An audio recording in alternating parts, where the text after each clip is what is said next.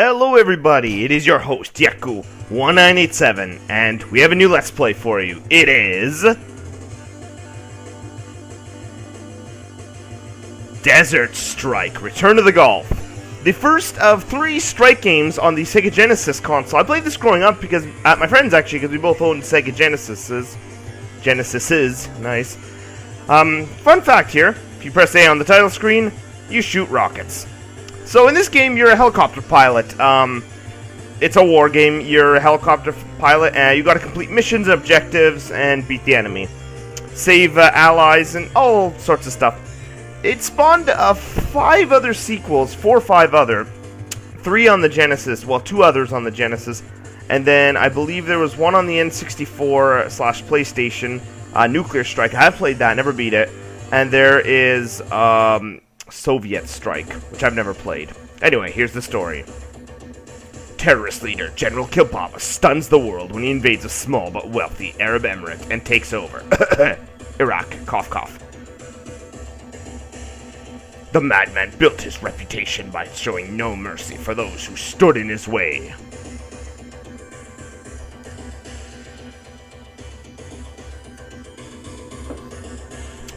There, the person getting lowered into boiling hot. I don't know what that is. I'm assuming acid or something. But I don't think it can be acid because that's a wooden barrel, so I have no idea. Either way, doesn't look like he's having a good day. A poor day. That guy's so happy with himself. There we are. Scenes of the madman, aka Saddam Hussein's army. This game came out in 93 or 94, I believe, right after the original Operation Desert Storm in the Gulf. So everyone was trying to capitalize on the big buzz. All the video game makers wanted to make good war games because all the kids were excited about it. There's a Scud missile launcher. The Madman's secret bunker. Muammar, I see that not all the missile launchers are in place for the attack. Get the plans together. I will see that you suffer the same fate as my last deputy. Your Greatness, I want to see my children grown, but your plans might cause the end of all the world. Kaboom! Get to work now, or I'll feed you to the rats from which you came. Yes, Your Greatness, our time of triumph will soon arrive. There you go, worst voice acting you'll ever hear. The President has ordered the Special Forces best chopper team to deal with the situation. Experts speculate that the President does not want to risk an all-out airstrike, and that the unnamed pilot must be very qualified indeed, and I cannot talk. In the Gulf. It does not explain to you why America's even getting involved in this country that has this General Muammar, aka Saddam Hussein, who's taken over a wealthy Arab emirate, aka Iraq. I mean, he's called Return to the Gulf, so... Anyway. Here's your controls. Your controls are A, B, and C. A fires your Hellfires, which are your most powerful missile, do a base damage of 100. B are your Hydras, which do a base damage of 25 or 50. I can't remember offhand. They're your medium-class missile. And C are just machine guns. They do base damage of 2 or something like that. Your co-pilots. You get to choose co-pilots in these games, and each co-pilot has strengths and weaknesses. Let's take a look. Lieutenant Xavier Thomas, aka X-Man. X-Man is great on missions with little hostile fire. No one is better with the winch, but his marksmanship leaves something to be desired. Yeah, you'll be using a winch to pick up ammo refills, fuel refills, things like that. Some people are quicker with it than others. It actually is very useful. If you're running low on fuel and you need that fuel pickup, you need a quick winch, man, so... Lieutenant Chris Tinmary, aka Ozzy. Ozzy has nerves of steel, tempered by years of championship horse riding in Australia. If you want a well-rounded partner to start with, she might be a good choice. Maybe she is. Lieutenant Carlos Valdez, aka Jake, who's missing in action. Jake was last reported to be near a plane crash. Rescue him and you'll have a crack gunner and a superb winchman. He also knows the best places for R&R. Obviously, because he's MIA, so... He's obviously found a good place to go rest and relax. But, he is the best co-pilot. Obviously can't get him right now, so we'll be looking for him. Lieutenant Dave Arick, Mr. D.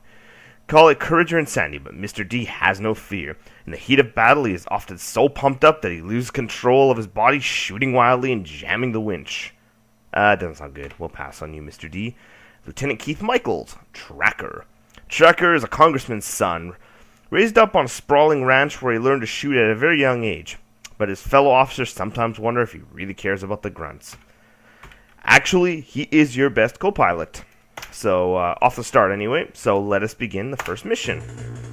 Listen up, pilots. You're about to begin a campaign to save the world from a psycho madman. Unless you stop this madman, he will start World War III, or even worse. ...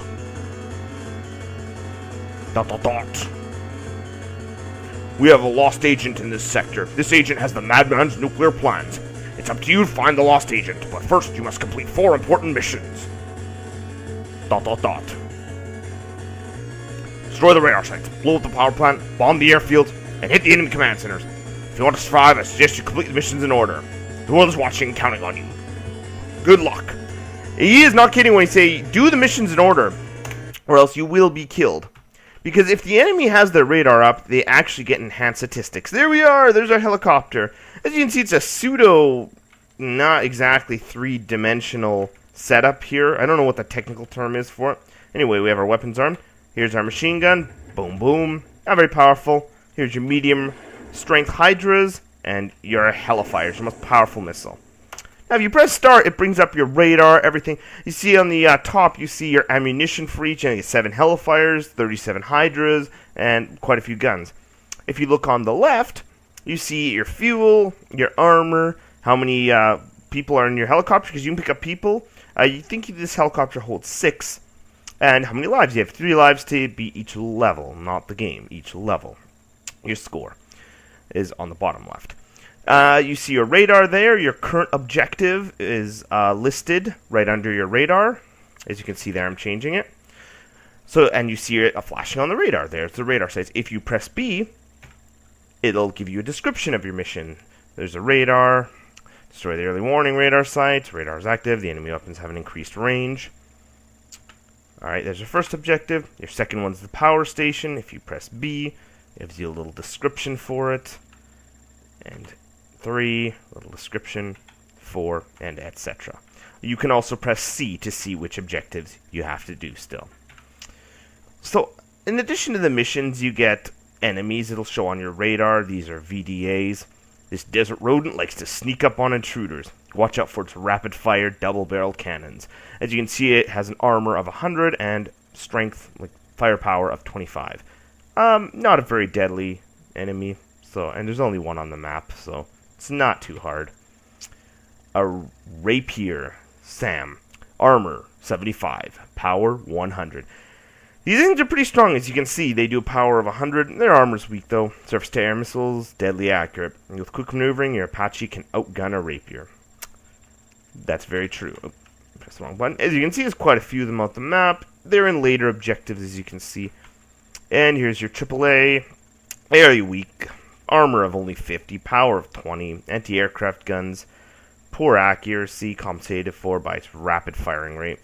Honestly, it's not a big threat. As you can see, they're everywhere, but they're really easy to mow through. You have MIAs on the map, which you can rescue. Now, the gimmick with this is, if you rescue guys and you go to a landing zone, which you'll get to in a second, it actually will repair your armor while you are in the landing zone. The more people you have in the more load, the more armor regen you get. I don't remember what the exact, how much it is per person, but you guys want to land when you're low on armor and have people. You want to rescue these guys. It's pretty important. These are your fuel drums. When you're low on fuel, you want to get these. Here they are on your map. You also have ammo crates. When you run out of ammo, you can pick these up and get more ammo. You also can get armor crates, which will refill your armor, but they're never on radar, so you always have to find them yourself. This is your landing zone. Your passive armor. So yeah, it doesn't tell you how much armor you get for each person you drop off, but it's a good idea to drop people off when you're low on armor. It's one surefire way to regen your health. Anyway, let's get going to the radar sites.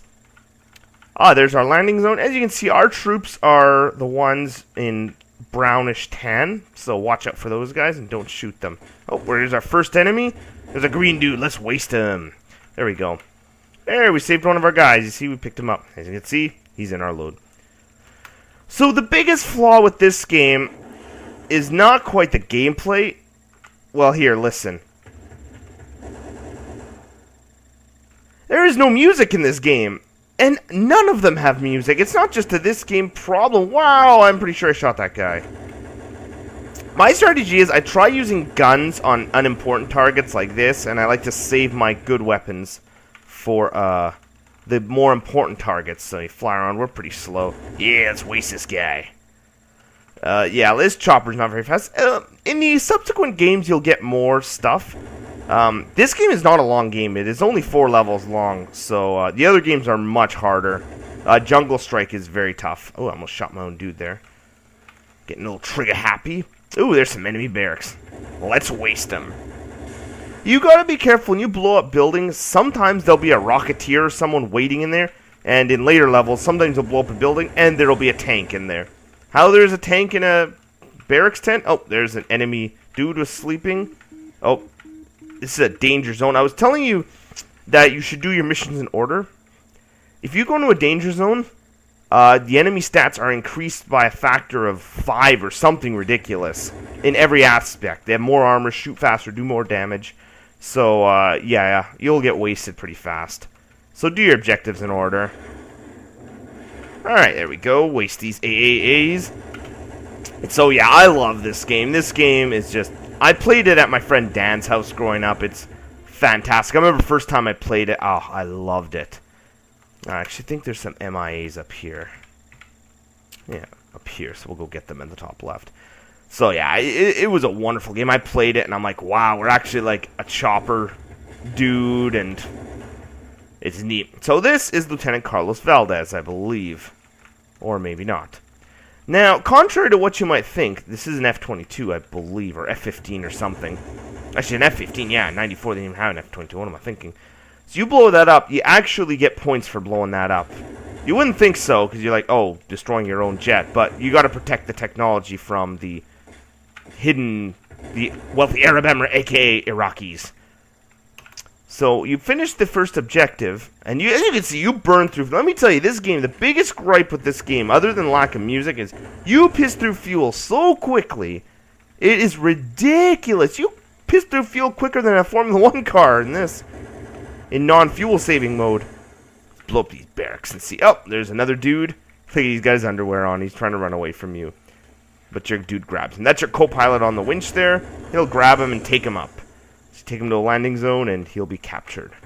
And interrogated. We're going to stay clear of this because that's a danger zone. So, yep. Our next objective is the power plant. Okay, so we have to kind of skirt around this. And as you can see, we have low fuel. Get used to that sound because that'll happen quite often. I really hope this isn't a danger zone.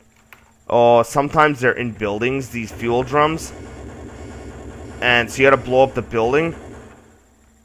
Oh, boy. Woo, my graphics are a little funky. Okay, good. Oh, good, I got it. Sometimes you gotta be careful. When you're being shot at, the fuel drum will explode, and you won't be able to get it. So, yeah, you gotta be careful. Actually, I'm probably gonna blow all these buildings up. See what we can find in here. The first level is very leisurely. It's pretty much a tutorial, so very easy. Oh, nothing in here. In the enemy bases, there's the flag of the wealthy Arab Emirate. Wealthy Arab Emirate number 1, 1.0. Woo, Rocketeer! You can always tell when he's got that yellow thing, he's got a Rocketeer. Or a bazooka, I should say, a Rocketeer. Blow this. I don't know what these are. I assume they're like storage facilities or, I don't know, officers' quarters or, I have no idea. I'm not in the army. Woo, you're shooting at me. I'm just going to go back and forth. So yeah, I will be going through the entire Strike series.